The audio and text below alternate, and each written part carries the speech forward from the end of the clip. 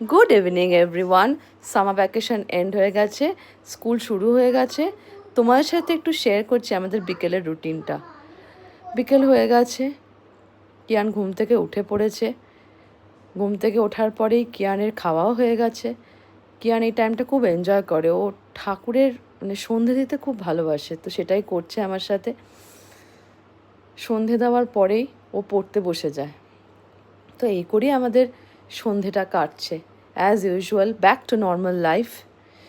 স্কুলও খুলে গেছে, তাই পড়াশোনাও শুরু। ছোট্ট একটা ব্লগ তোমাদের সাথে শেয়ার করলাম। যদি ভালো লেগে থাকে please like, share and do comment.